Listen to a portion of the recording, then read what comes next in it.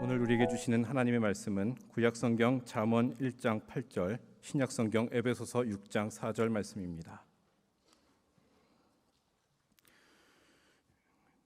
잠언 1장 8절, 구약성경 911면입니다. 내 아들아, 내 아비의 훈계를 들으며 내 어미의 법을 떠나지 말라. 에베소서 6장 4절 말씀입니다. 또 아비들아, 너희 자녀를 노엽게 하지 말고 오직 주의 교훈과 훈계로 양육하라. 아멘.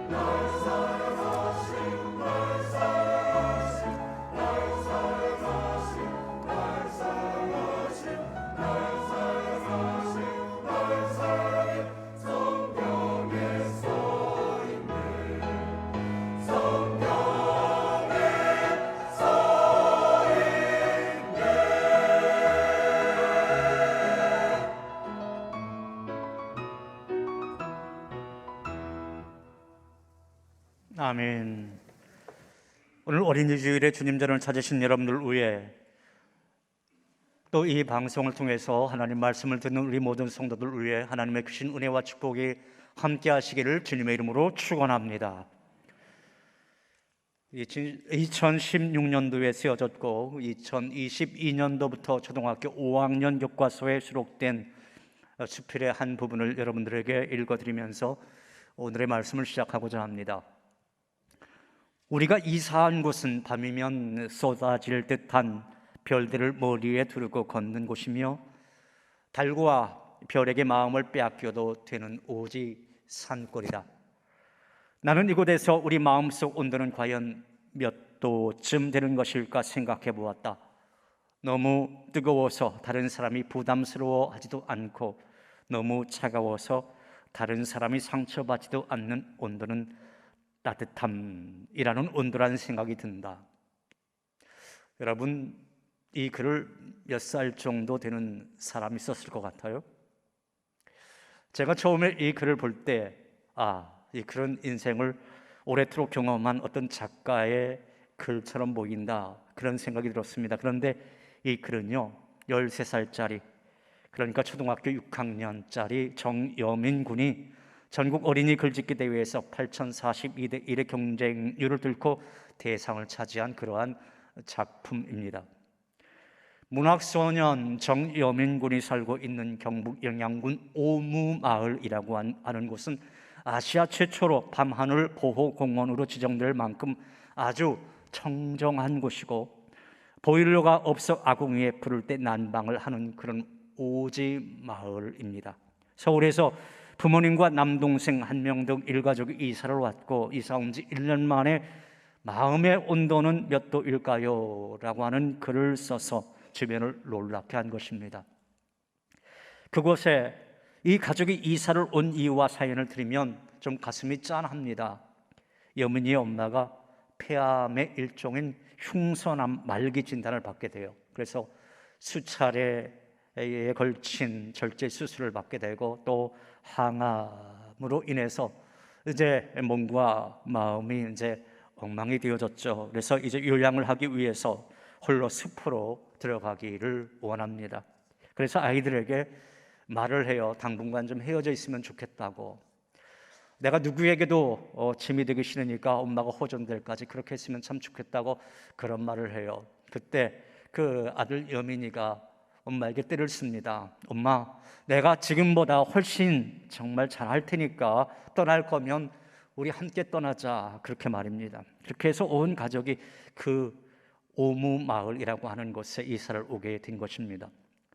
어느 기자가 어떻게 이 어린 아이인 내가 그렇게 깊이 있는 마음의 온도는 몇 도일까라고 하는 이 작품에 글을 쓰게 되었는가 인터뷰를 했어요. 그때 정여민 군이 이러한 대답을 합니다. 암은 잘 낫지 않는 병이래요.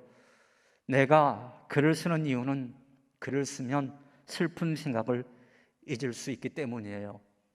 이제 엄마가 돌처럼 단단해져서 더 이상 아프지 않았으면 참 좋겠어요. 저는 그 이야기를 듣고 이런 생각이 들었습니다. 저 가정이 지금 어려움 가운데 있지만 그래도 자녀와 부모 그렇게 온 가족이 함께 하나가 되어서 그 어려움을 극복해 나가고 있구나. 사랑하는 여러분, 말하기는 오늘 어린이 주일 그리고 내일 어버이날이 있는 이날에 여러분 가정에 혹시 어려움이 있을지라도 부모와 자녀 온 가족이 한 마음 또 한 뜻 되어서 그 어려움을 이겨내고 참된 행복을 만들어 가시는 그런 은혜가 있기를 주님의 이름으로 축원합니다. 어느 한 사회학자가 오늘날 대한민국의 가정을 가리켜서 이렇게 표현을 했습니다. 그 누구의 잘못도 아닌데 아무도 행복하지가 않다. 아버지는 돈 버는 기계, 엄마는 교육마마, 그리고 아이들은 공부벌레가 되어버렸다. 좀 심한 말 같지만 그렇다고 딱히 부인할 수도 없는 솔직한 현실 아니겠습니까? 그런 가운데에 가족끼리는 대화가 부족하고 또 가족 간의 불화가 점점 쌓여가고 있습니다. 여러분 가정은 어떠신가요? 정말 기쁘고 행복한 가정이다, 그렇게 말할 수 있으십니까? 그렇다고 당당하게 말할 수 있다면 너무나도 감사한 일이겠지요. 그런데 혹시라도 주저되는 부분이 있다고 한다면 왜 그런지 한번 곰곰이 이 시간에 생각해 보아야 할 것입니다. 가정은 원래 행복해야만 하는 곳입니다. 왜냐하면 하나님께서 그렇게 창조를 해주셨기 때문인 것이지요. 창세기 1장에 있는 말씀을 보면 하나님은 우주 만물을 창조하시고 맨 마지막에 누구를 창조합니까? 사람을 창조하잖아요. 아담과 그리고 하와를 창조해요. 아담과 하와를 창조해서 짝지어 주었습니다. 그리고 가정을 이루어라 말을 해 주었습니다. 그렇게 하나님께서 인간 그리고 그 가족을 창조하신 후에 어떠하다고 말씀하셨습니까? 그 말씀이 창세기 1장 31절 상반절 말씀에 기록되어져 있죠. 자, 앞에 자막을 보면서 이 말씀 너무나 잘 알고 있는 말씀이지만 한번 같이 읽어보겠습니다. 하나님이 지으신 그 모든 것을 보시기에 심히 좋았더라. 하나님이 보시기에 여러분 어떠하셨다고요? 심히 좋았더라, 이렇게 말씀하고 있잖아요. 여기서 심히 좋았더라라고 하는 그 말씀은 하나님이 아담과 하와의 그 가정을 만드신 후에 정말 기뻐하셨다라고 하는 거예요. 그리고 인간도 행복할 수밖에 없는, 아니 행복해야 되는 최상의 상태를 표현한 말이 바로 심히 좋았더라라고 하는 말씀인 것이죠. 그런데 아담과 하와가 타락을 하게 됩니다. 그 이후에 하나님이 세워주신 가정이 여러분 어떻게 되었습니까? 흔들리고 말았잖아요. 부부 사이에 불화가 생기고 서로 오해하고, 또 그들 사이에 태어난 두 아들 가인과 아벨 사이에 인류 최초의 살인사건이 일어났잖아요. 이게 정말 있었던 일이야. 우리가 그렇게 말해볼 수 있지만 성경에 기록된 엄연한 사실 아니겠습니까? 그리고 그와 비슷한 비극적인 모습이 오늘날 이 가정 속에서도 비일비재하게 일어나고 있잖아요. 또 어떻게 보면 오히려 더 심해져 가고 있는 것을 볼 수가 있습니다. 분명히 가정은 행복할 수 있는데, 그리고 행복해야 되는데 도대체 왜 이러한 것일까요? 부부가 서로 만났어요. 사랑해서 만났습니다. 그리고 그 사이에서 한 피바다 자식들이 태어났으니까 가족끼리 사랑하는 것이 당연한데 왜 서로 불화해야 하는 것일까요? 그래서 저는 이 시간 가정의 행복을 위해 정말 무엇이 우리에게 필요한 것인지, 짧은 시간이지만 오늘 말씀을 통해서 여러분의 가정이 행복하고 아름답게 세워지는데 좋은 지침을 얻었으면 참 좋겠다라고 하는 의미로 말씀을 전하겠습니다. 그러면 먼저 행복한 가정의 핵심 요소가 무엇인지 생각해 보도록 하지요. 오늘의 첫 번째 메시지입니다. 행복한 가정의 핵심 요소는 무엇인가? 라고 하는 메시지입니다. 한번 따라해 볼까요?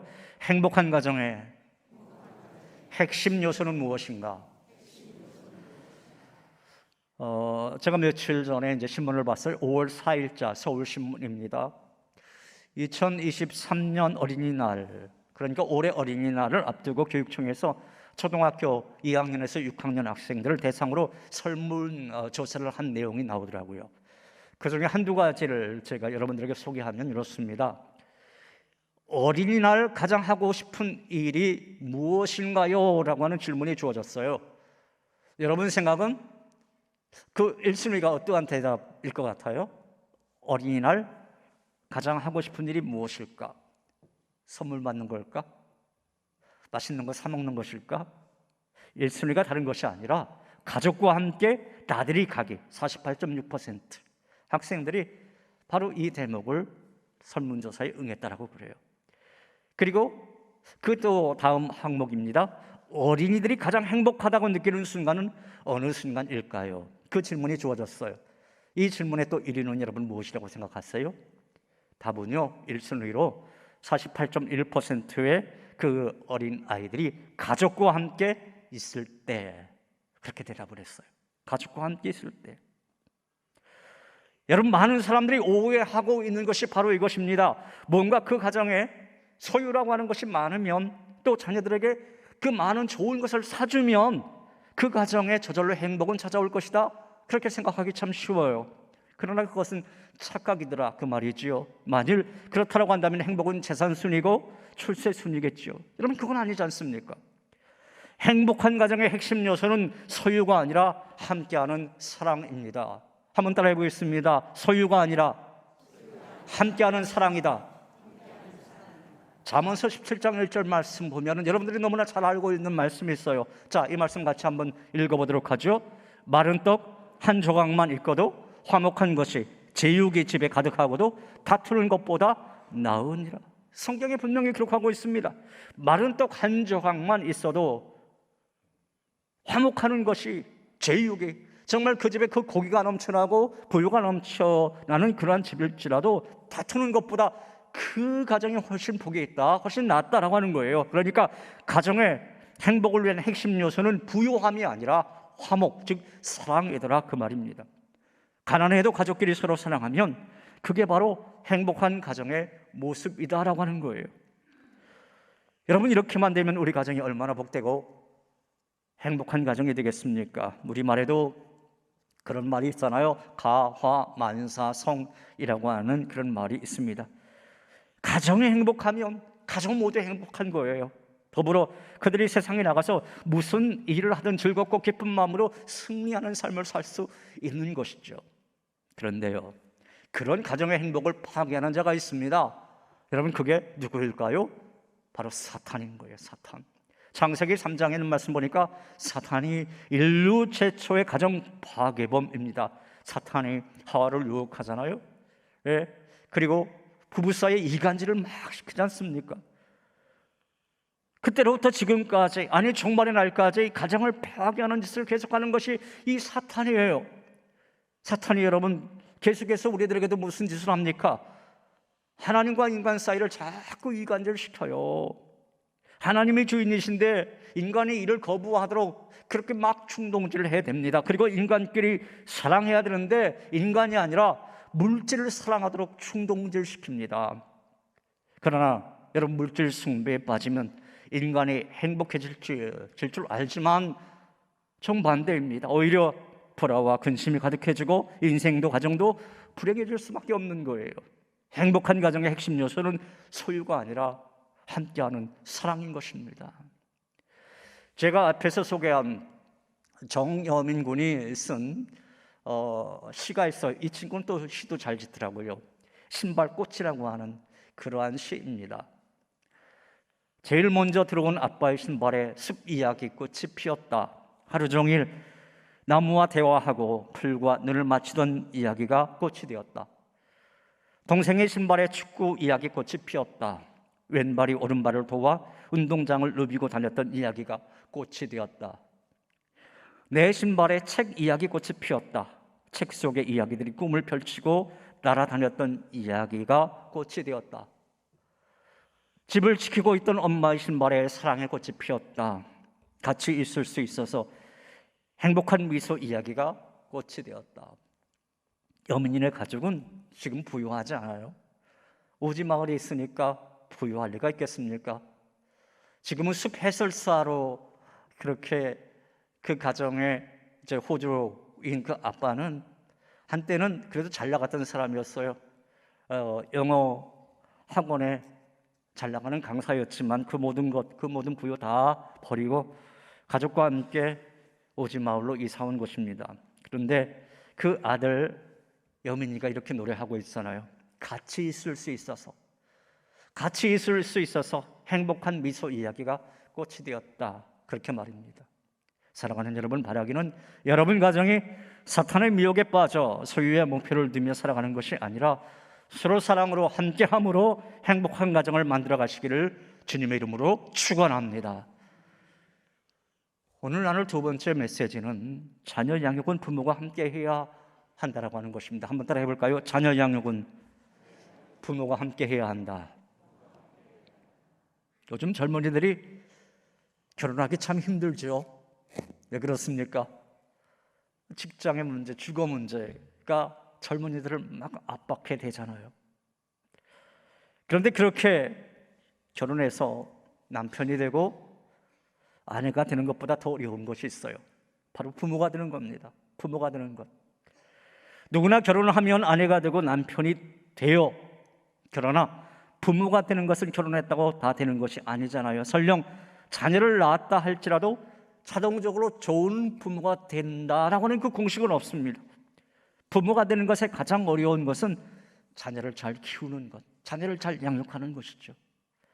그런데 더 나아가 성경은 자녀 양육에 대해서 이렇게 말을 합니다. 자, 오늘 본문 에베소서 6장 4절에 있는 말씀, 앞에 자막을 보면서 다시 한번 이 말씀을 읽어보겠습니다. 또 아비들아, 너희 자녀를 노엽게 하지 말고 오직 주의 교양과 훈계로 양육하라. 사도 바울이 에베소 교회에 편지를 보내면서 너의 자녀를 노엽게 하지 말고 오직 주의 교양과 훈계로 양육하라라고 말하면서 말하기 전에 어떤 말을 합니까? 어미들아, 아비들아 그렇게 말하지 않았어요. 어떻게 말을 했어요? 아비들아 이렇게 말하고 있잖아요. 아비들아. 왜 이렇게 사도 바울이 아비들아라고 불렀을까요? 이 말씀의 의미는 자녀를 양육하는 데 있어서 어머니의 역할뿐만 아니라 아버지의 역할도 꼭 필요하다라고 하는 것을 일침해 주기 위해서입니다. 실제로 가정에서 자녀 양육에 많은 부분을 맡고 있는 것이 누굽니까? 어머니잖아요. 그렇죠? 어머니들이 자녀들과 많은 시간을 보냅니다. 어머니가 먹이고요, 어머니가 안아주고 어머니가 재웁니다. 어머니 없이 자란 사람 아무도 없어요. 그러나 어머니들만 자녀를 양육해서는 안 된다라고 하는 거예요. 우리는 보통 이렇게 생각하기 참 쉽잖아요. 아버지들은 밖에 나가 돈 벌고 어머니가 집에서 자녀를 가르친다. 소위 업무 분담론입니다. 그렇다 보니까 어느 가정에서도 하도 아빠가 출장도 다니고 집을 많이 비우고 또 때로는 늦게 들어오고 그러니까 오랜만에 그 아빠를 본 아이가 그런 말을 했어요. 아빠, 우리 언제 다시 볼 수 있어? 아빠, 우리 언제 다시 볼 수 있어? 뭐 이산 가족도 아닌데 자녀들의 입에서 이제 그런 말이 나오더라는 것이죠. 여러분 보십시오. 집에 아버지는 없고 어머니만 있습니다. 그러다 보니까 아이들이 잘 양육이 되지 않아요. 엉뚱한 곳으로 갑니다. 그래서 오늘 말씀에 아비들아라고 말하고 있는 거예요. 자녀 양육의 책임이 어머니에게만 있는 것이 아니다라고 하는 것이죠. 아버지들에게도 있다. 그리고 자녀 양육을 아내들에게만 맡기지 말고 남편 너도 그 일을 감당하라. 그런 말씀인 거예요. 물론 남편과 아내 고유한 자리가 있겠죠. 그 자리를 바꾸라라고 하는 말은 아닙니다. 그 아버지와 그 어머니 자리에서 자녀를 잘 양육하라라고 하는 거예요. 우리가 자라면서 경험하는 것이 있지 않습니까? 우리는 어머니로부터 많은 사랑을 받아요. 그래서 어머니로부터 보호와 안정을 느끼며 자랍니다. 그러나 아버지의 사랑도 꼭 필요한 거예요. 아버지로부터 우리는 자신감과 함께 어떻게 인생을 살아갈 것인가 배우게 됩니다. 어머니의 사랑으로 만족감과 안정감을 얻지만 아버지의 사랑을 통해서 인생을 사는 방법과 자세를 배우게 되는 것이죠. 특히 아들은 자라면서 어떻습니까? 이 아버지로부터 더 많은 영향을 받게 되잖아요. 아버지를 미래의 자신과 그 아들이 일치시킵니다. 아버지는 아들에게 나의 미래의 자화상이 되는 거예요. 그래서 좋은 아버지 만나면 자신감이 생겨나는 것입니다. 더불어 딸은 아버지를 통해서 미래에 이루어질 그 가정을 꿈꾸게 됩니다. 그래서 좋은 아버지 만나면 남자에 대한 좋은 생각이 생겨서 행복을 가정을 이루어가게 되는 것입니다. 때문에 자녀 양육은 부모와 같이 해야 하는 거예요. 사랑하는 여러분, 부디 여러분의 가정은 아버지와 어머니가 함께 자녀를 잘 사랑으로 양육하시는, 그래서 여러분의 가정의 자녀들이 이 땅에서 푸른 의의 나무처럼 그렇게 아름답게 쓰임받는 은혜와 축복의 길을 주님의 이름으로 축원합니다. 오늘 나눌 세 번째 메시지는 자녀들이 말씀 안에 세워질 때 그 미래가 복되다라고 하는 것입니다. 한번 따라해 보겠습니다. 자녀들이 말씀 안에 세워질 때 그 미래가 복되다. 사람은 혼자 살지 못하잖아요. 사람과 사람이 어떤 관계를 이루면서 사회를 이루고 살게 되어 있습니다. 가정을 만들고요, 친구를 만나고 또 공동체를 형성하며 인생을 살아가게 되죠. 그런데 사람과 사람의 관계 속에서 항상 이 갈등이라고 하는 것이 존재하게 돼요. 서로 다른 생각이 있거든요. 또 서로 다른 목표가 있고 목적들. 그래서 부부지간에도 또 부모와 자녀 간에도 이 갈등이라고 하는 것이 항상 있습니다. 이런 갈등을 잘 극복하고 더 나은 관계성을 형성하는 데 가장 중요한 것이 바로 이 성경 말씀이죠. 이 성경 말씀 중에서 또 지혜에 대해서 가르침을 주는 성경 말씀이 바로 어디입니까? 잠언서잖아요. 그래서 어린 아이들, 그 자녀들에게 너 잠언서 잘 읽어라, 그렇게 말하는 거죠. 그 잠언 말씀이 오늘 우리들에게도 가르침을 주고 있습니다. 자, 함께 오늘 본문 잠언서 1장 8절에 있는 말씀, 이 말씀은 우리가 이달 5월 달에 암송해야 될 그러한 말씀이기도 합니다. 이 말씀 같이 한번 읽어볼까요? 내 아들아, 내 아비의 훈계를 들으며 내 어머니의 법을 떠나지 말라. 너무나 짧은 말이지만 아주 소중한 말씀입니다. 내 아들아, 내 아비의 훈계를 들으며, 여기서 아비의 훈계는 생활 교훈을 뜻합니다. 그리고 내 어미의 법을 떠나지 말라. 여기서 내 어미의 법이라고 하는 것은 그 당시에 성경 말씀 모세 율법 토라를 가리켜요. 유대 문화에서 생활 교훈은 주로 아버지가 맡는다라고 그래요. 그리고 율법 교육은 주로 어머니가 맡는다라고 합니다.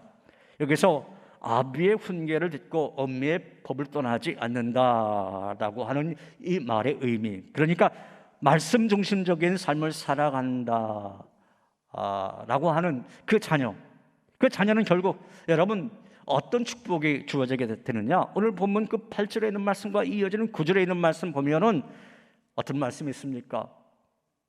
머리에 아름다운 관이나 목에 금사슬처럼 귀한 삶을 살아갈 수 있는 그런 축복이 주어진다라고 하는 거예요. 사실 제 아무리 지혜로운 부모라 할지라도 이 세상을 살아가는 자녀들에게 어떤 세세한 멘토링을 해줄 수는 없을 것입니다. 그리고 그렇게 세세한 멘토링을 잘 해줘요. 뭐 세상에 그 여러 가지 그 존재하는 수많은 다양한 그 현실에 대해서 부모가 적절하게 충고를 자녀에게 해줍니다. 근데 그 자녀가 여러분 어떻게 받아들이나요? 잘 받아들입니까?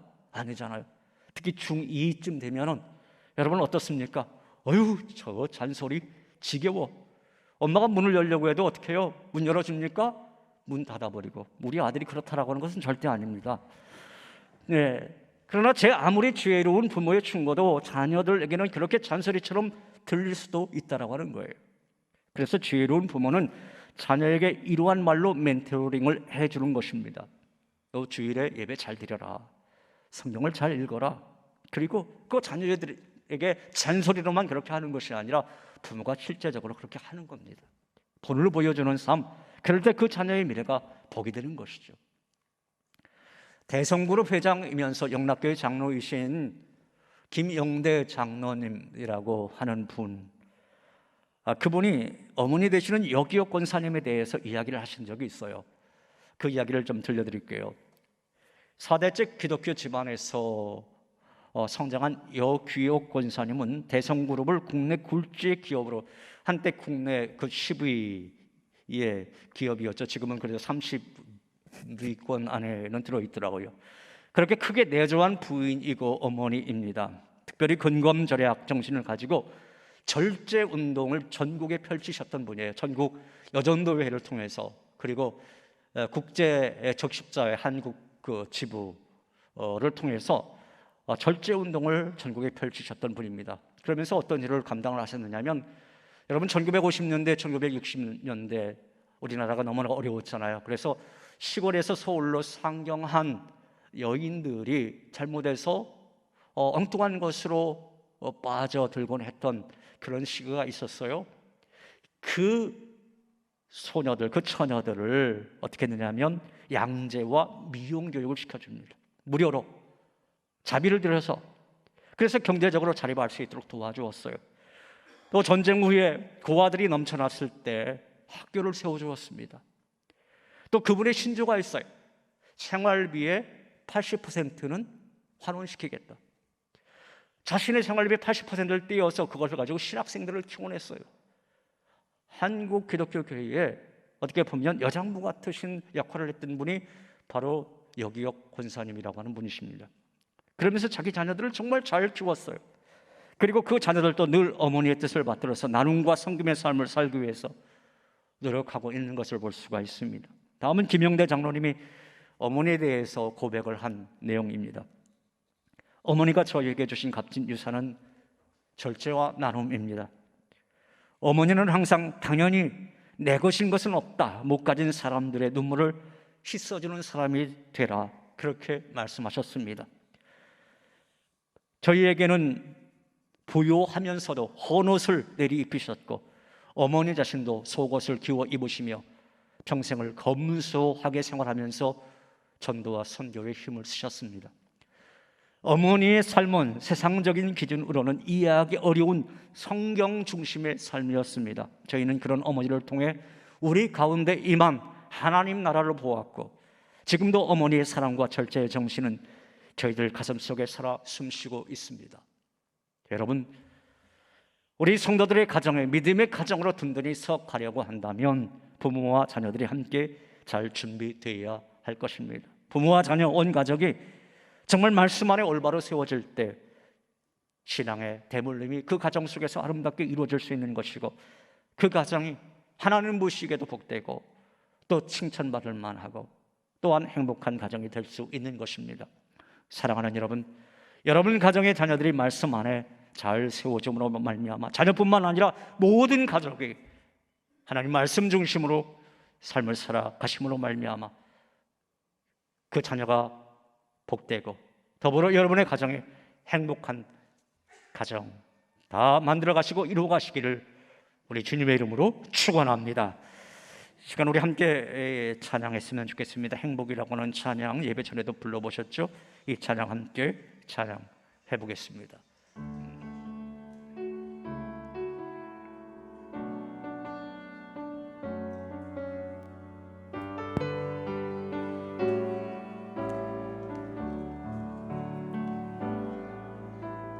화려하지 않아도 정결하게 사는 삶, 가진 것이 적어도 감사하며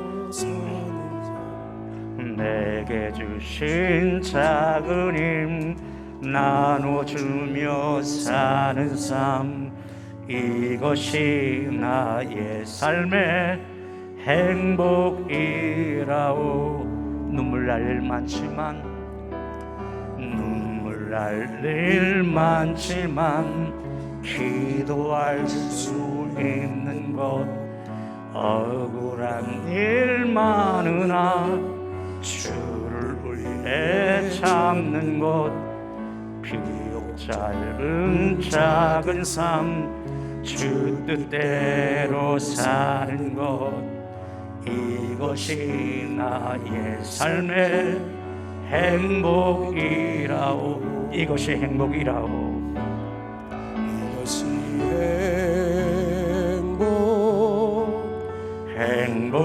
행복이라오. 세상은 알 수 없는 하나님 선물, 이것이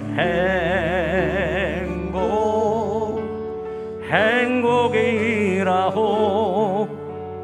하나님의 자녀로 살아가는 것, 이것이 행복이라오.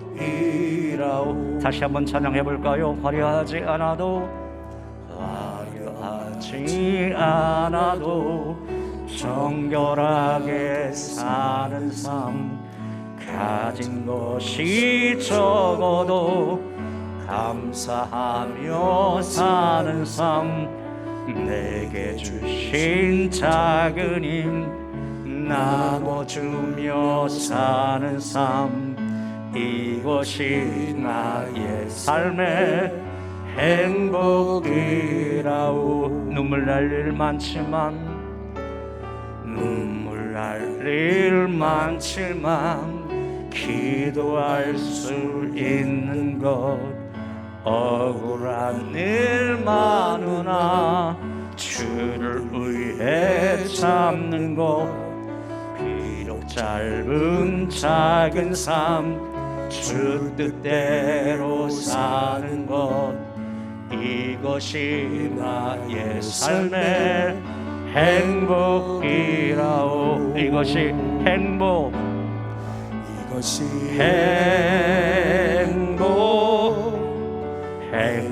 행복이라오. 세상은 알 수 없는 하나님 선물, 이것이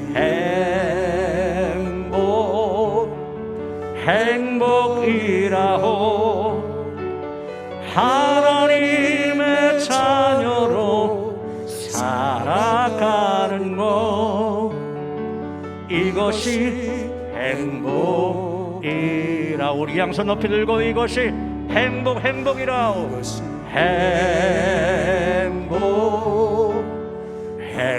행복이라오.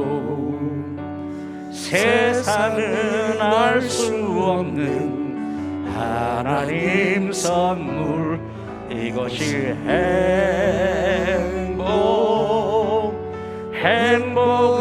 행복이라오. 하나님의 자녀로 살아가는 것, 이것이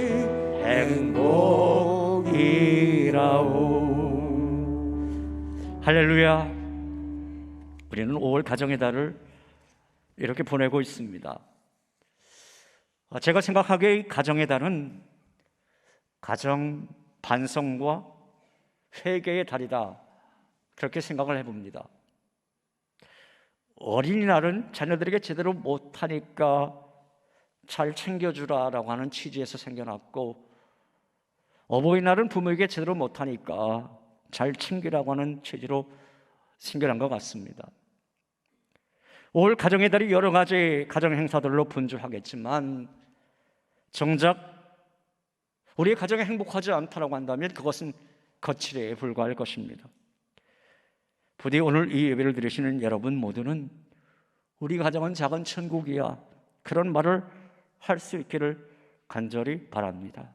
그리고 부모와 자녀 모두가 함께함으로, 또 하나님의 말씀으로 모든 가족이 올바로 서 있음으로 인해서 여러분의 가정에 웃음꽃이 피고 정말 행복하다고 말할 수 있는 그러한 은혜와 축복이 여러분 가정 위에, 또 여러분 가정의 모든 식구들 위에 함께 하시기를 주님의 이름으로 축원합니다. 하나님 아버지, 감사합니다. 우리에게 천국의 모형으로 가정을 허락해 주시고, 그 가정 안에서 서로 세워주며 기도해주며 사랑하며 행복하라고 주님께서 우리에게 그렇게 귀한 공동체를 허락해 주신 줄로 믿습니다. 그런데 하나님, 때때라서 우리 가정에 여러 가지 어려움이 있고 불화가 있고 갈등이 있는 것들을 볼 수가 있습니다. 주님께서 함께하여 주시옵소서. 주님께서 다스려 주시옵소서.